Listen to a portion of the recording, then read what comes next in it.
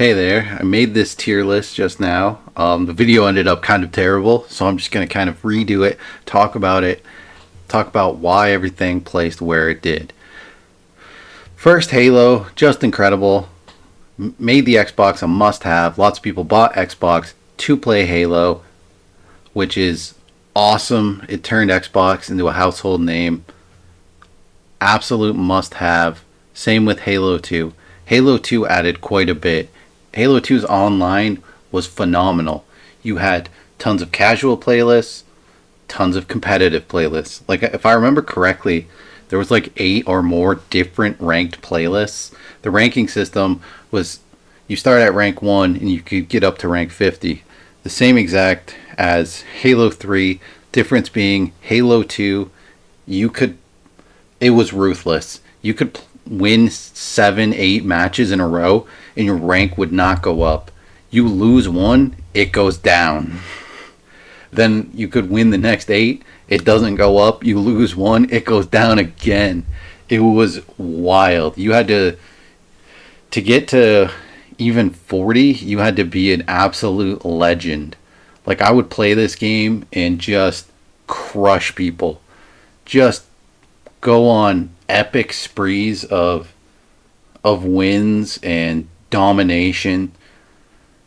And the highest I peaked was 41 in Team Snipers, which I heard the professional player Walshy had that same rank in Team Snipers. And I'm like, I found that out later, like Halo 3 was already out, and I'm like, no way. Like, I guess that was very, very difficult to get to.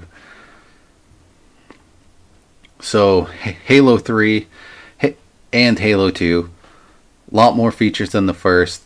All this online playlists, a community. In Halo 2, the community developed SWAT, which was you basically don't have a shield, so you're getting capped in one shot, which persisted as a playlist, like became a playlist, I believe, in Halo 2, and then remained in Halo 3. One of my favorites. And then Infection, which was originally zombies, like a community-made game, became an actual playlist. Like, they cared so much about the community. They added so much content to the online. Just phenomenal. Halo 3 ODST expanded on Halo 3. They kind of added this single player and co-op to the already, as a sidestep to the awesomeness of Halo 3. But another thing they added here was it had all the downloadable multiplayer content. So me, somebody who played online quite a bit, that was just incredible. Really cool thing for them to do. Somebody could buy this and just get right into the game, which is just really great for the fans and for bringing in new fans. Halo 3 was just dominant, right? Like, in the times of Halo 3, it was the biggest esport in North America. You had all these giant tournaments. You had MLG. Your rank in the game mattered. People talked about it. Like, this Halo was a huge franchise back in the day. Not that it isn't now. Like, it still sells lots of copies, but it just isn't what it used to be. Which I'll get into that. But the big thing to focus on is just a ton of casual and ranked playlists. In Halo 3, you had double experience weekends, which some of those would even be ranked. You had cool stuff like Griffball. I remember helping my cousin get to rank 50 in ranked Griffball, which was a double experience weekend. So you have one weekend to get max rank, which is just a huge, huge task, because it's not easy when those ranks haven't been reached, right? You kind of don't have those 50s to play against to shoot your rank up. Halo 3 had a much fairer ranking system. The ranking system got completely, basically removed for Halo Reach. Halo Reach just dropped the ball beyond belief. Now, Halo Reach had some cool stuff, just like the previous games. It had cool single player, cool co-op. As a like campaign mode, it's S tier, right?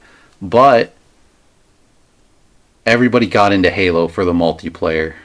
It became a huge franchise because of the multiplayer. It became synonymous with Xbox and Microsoft because of the multiplayer, especially the online multiplayer.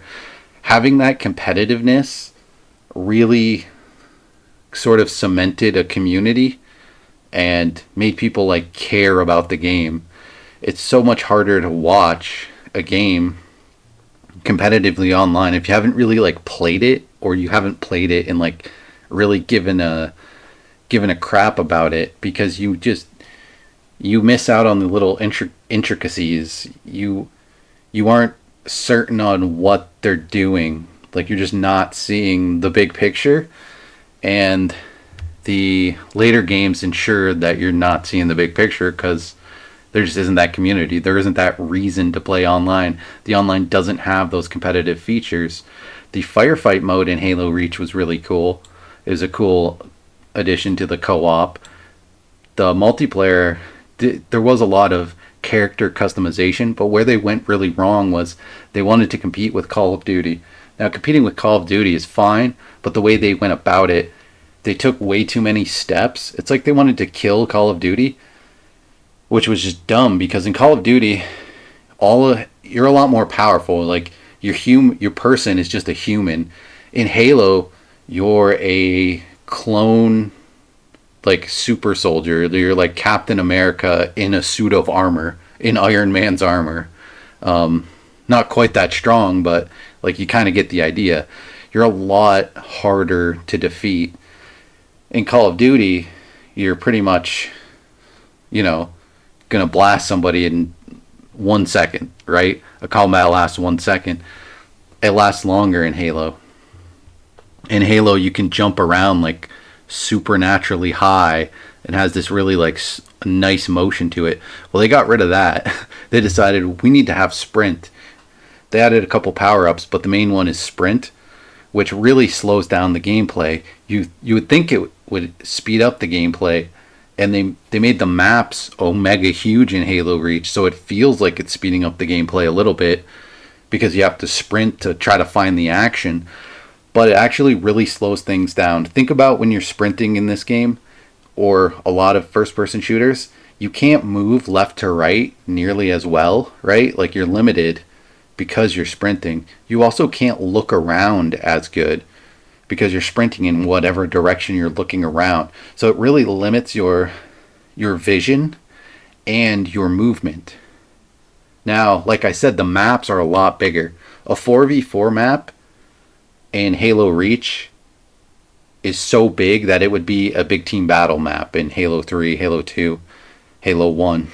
Now, a 2 versus 2 map in Halo Reach would be a 4 versus 4 map, right? Like, all the maps are just so much bigger, and it really slows things down. Like, think about Midship in Halo 2.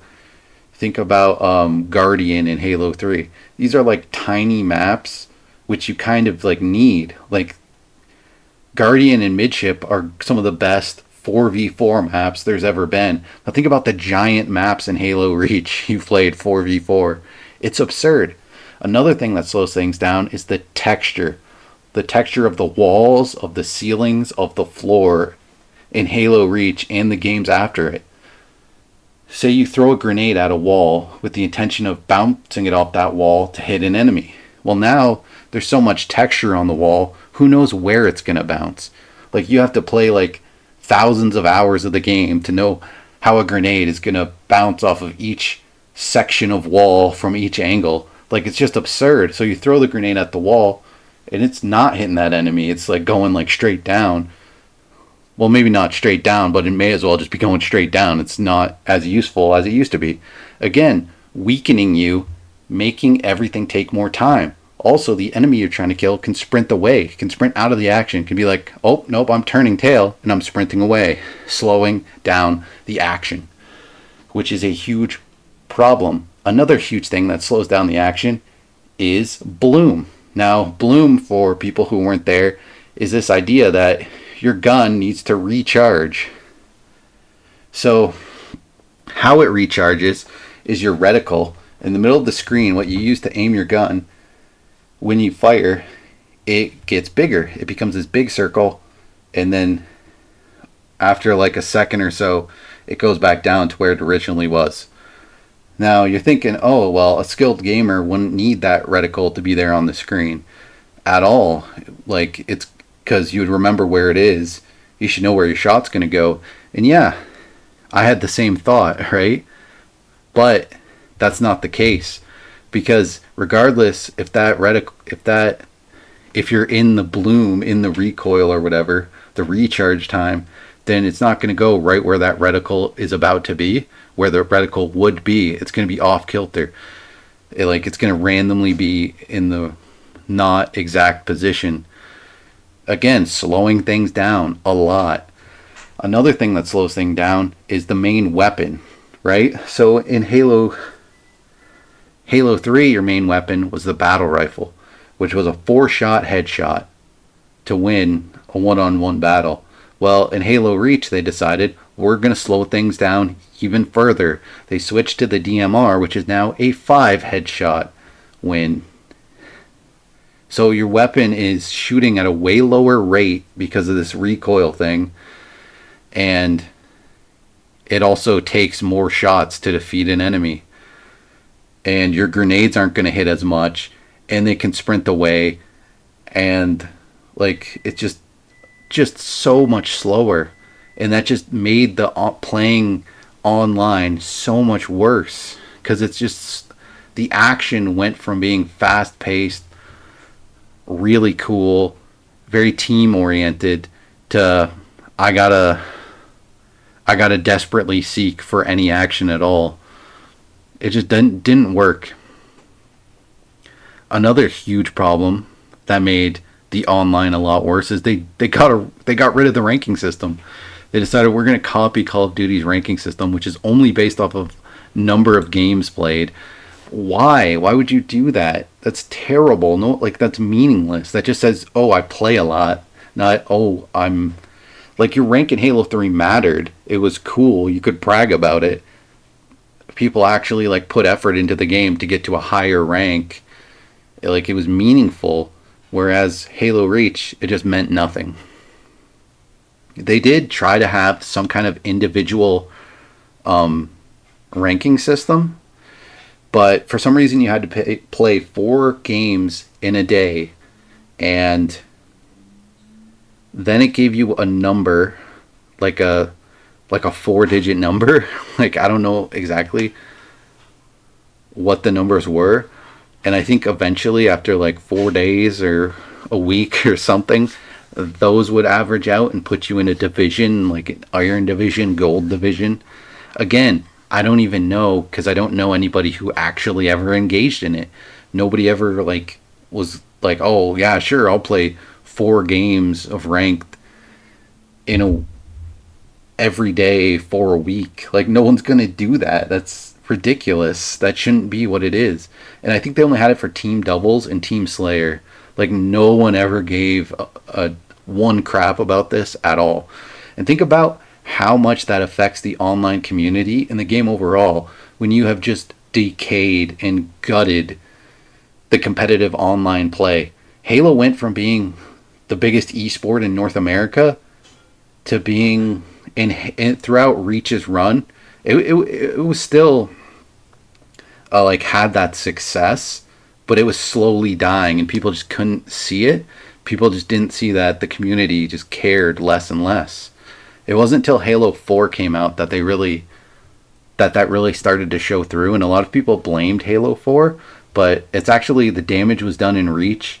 They just weren't able to correct it in Halo 4. Now, Halo 4 did some great things to correct it.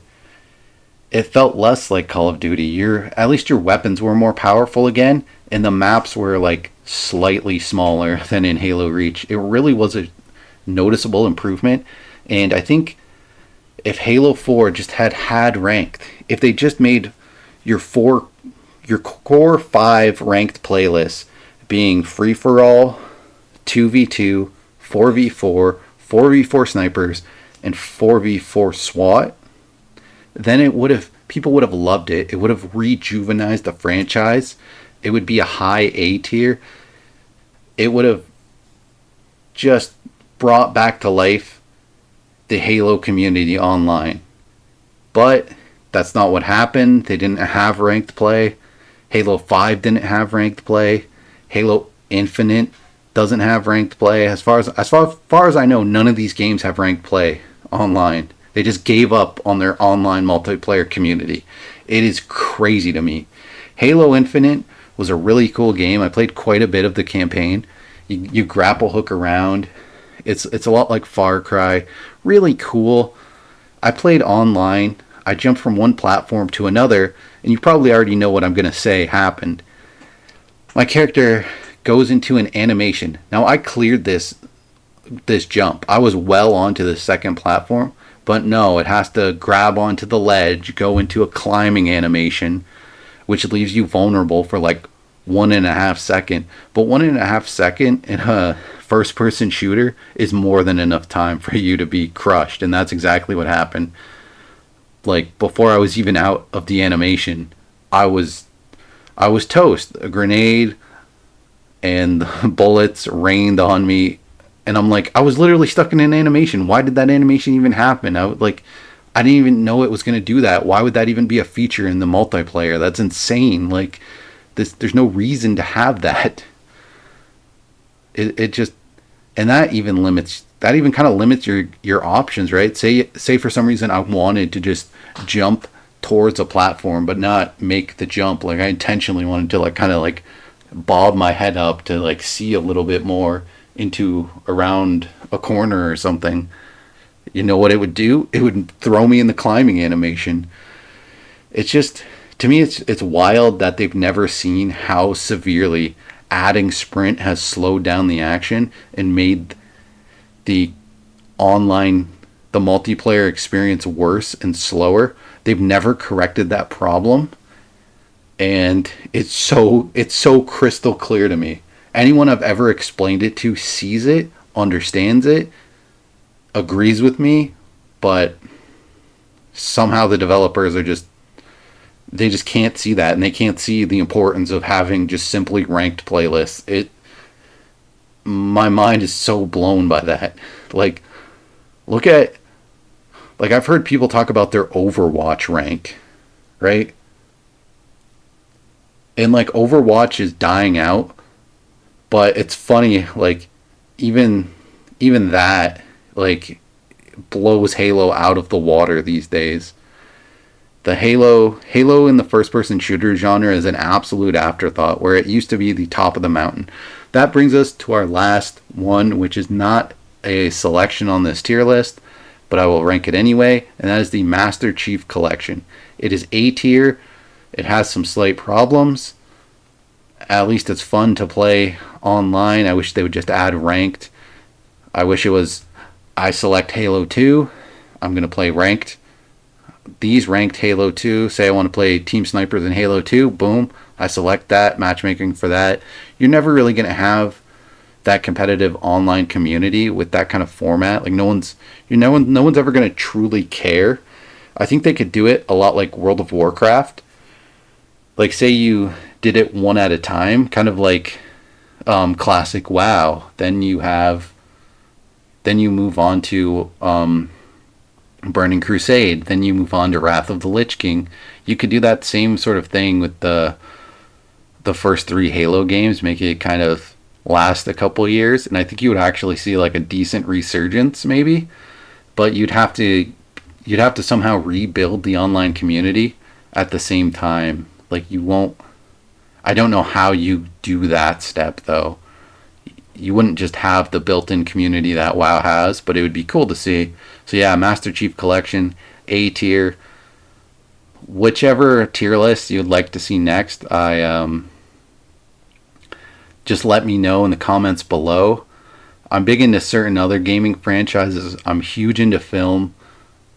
I hope you liked the video. Talk to you later.